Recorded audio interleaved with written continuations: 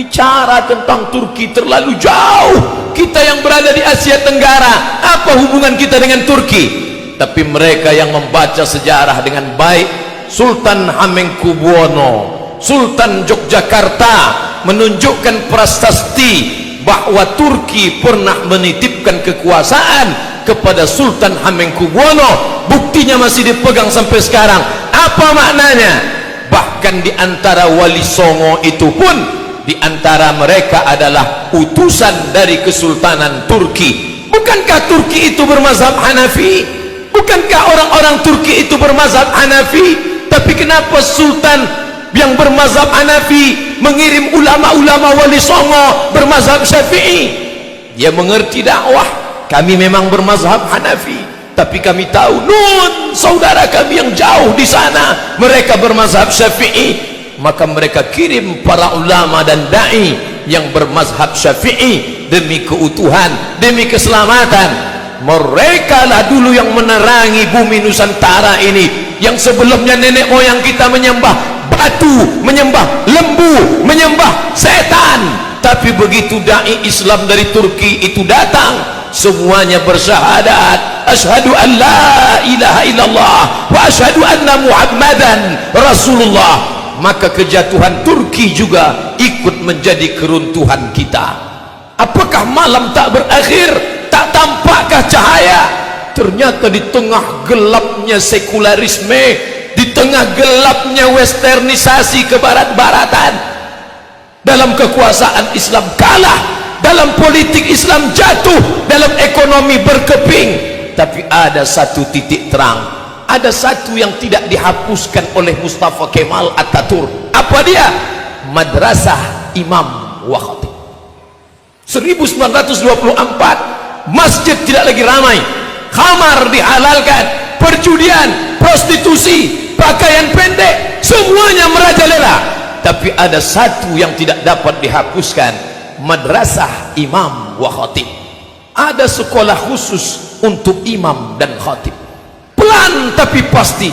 Walaupun negara sekuler, walaupun orang mabuk di tengah jalan, walaupun diskotik di mana-mana, Madrasah Imam wa Khatib tetap eksis. Guru-guru dengan keikhlasan mengajarkan Al-Quran, guru-guru dengan lillahi ta'ala mendidik anak-anak.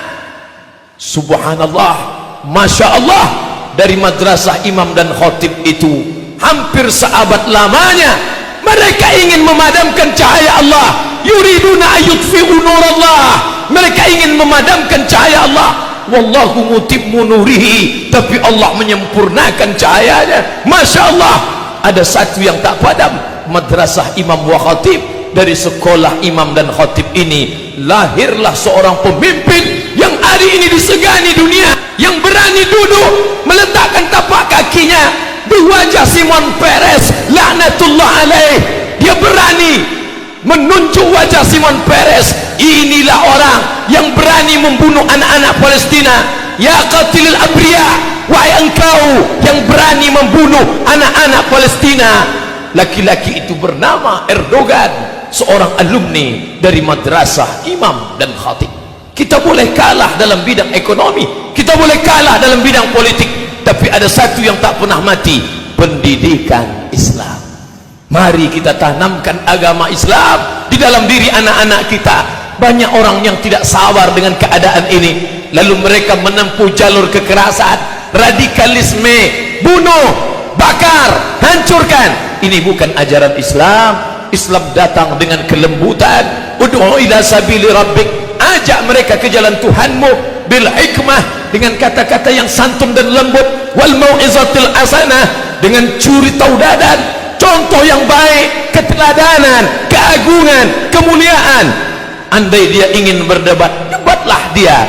Wajadilhum, debatlah billati hiya ahsan, dengan cara yang lembut, dengan cara yang santun, dengan cara yang baik. Di lokal itu guru tetap mengajarkan Bismillahirrahmanirrahim, Alif Lam Mim.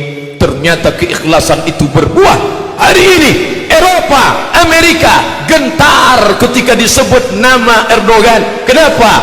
karena di dalam diri itu ada kekuatan. Allah berjanji, wa may yartadda minkum an dinih, siapa di antara kamu yang murtad, kalian tinggalkan agama ini, fasawfa ya'tillah, Allah akan ganti. Andai murtad semua orang ini, apakah Allah rugi? Wa may yanqalib ala aqibaihi, siapa yang meninggalkan agama ini, falan yadurrallaha syai'a, Allah tidak rugi walau sedikit pun. Allah tidak akan merasa rugi walau sedikit pun. Ketika semua orang Turki meninggalkan Islam, ketika mereka merubah masjid menjadi museum, ketika mereka melarang perkumpulan, apakah rugi Allah? Wa may yartadda minkum an dinihi, siapa yang murtad meninggalkan agama ini, fasawfa ya'tillah, Allah akan ganti. Dengan apa Allah mengganti? Biqaumin, dengan sekelompok orang, yuhibbuhum wa yuhibbunah, Allah cinta kepada mereka dan mereka pun cinta kepada Allah. Yujahiduna fi sabilillah, mereka berjihad di jalan Allah dan mereka tidak takut sedikit pun, karena yang mereka perjuangkan adalah bumi Allah, yang mereka tolong adalah hamba-hamba Allah, dan mereka mengharapkan balasan hanya dari Allah subhanahu wa ta'ala. Setiap pagi, petang, siang dan malam kita katakan, innaka la tukhliful mi'ad, engkau tidak ingkar janji. Itu terlalu jauh Bapak Khotib, itu terlalu jauh Pak Ustadz, itu tidak terjadi di tempat kita. Bisa saja terjadi. Jangan bangga dengan masjid yang besar, jangan bangga dengan masjid yang megah. Kurang megah apalagi masjid Hagia Sophia yang mereka robah menjadi museum. Kurang hebat apalagi masjid Al-Hamra, masjid Cordoba di Spanyol. Tapi hari ini orang tidak lagi boleh sholat di sana. Di tempat mihrabnya terpancang palang salib terbesar di Spanyol. Itu terjadi di mana saja. Kalau tidak kita wariskan agama Islam ini untuk anak cucu kita di masa akan datang, apa yang terjadi di Turki bisa juga terjadi. Embrio-embrionya, bibit-bibitnya sudah nampak hari ini. Negeri Islam lebih 80% Muslim, raksasa. Tapi raksasa itu pengecut. Orang tidak lagi takut pada raksasa itu.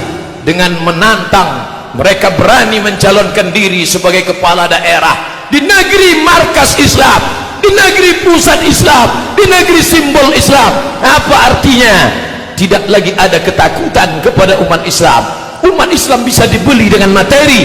Asabakumul wahnu, kalian terkena penyakit wahan, kalian kena penyakit wahan. Sahabat bertanya, wa mal wahnu ya Rasulullah, apa wahan itu wahai Rasulullah? Rasul menjawab, hubbud dunya, hubbud dunya, kalian terlalu cinta pada dunia.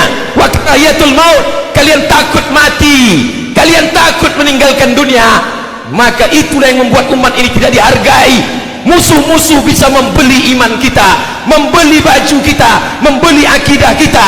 Islam KTP-nya, Islam bapak ibunya, tapi imannya sudah dibeli orang lain. Suaranya dibeli dengan harga 500.000, dengan 50.000 serangan fajar. Mereka tersenyum. Orang yang tidak mandi wajib dan tidak bersunat itu berani menjadi pemimpin kita. Maka Islam tidak mengajarkan itu.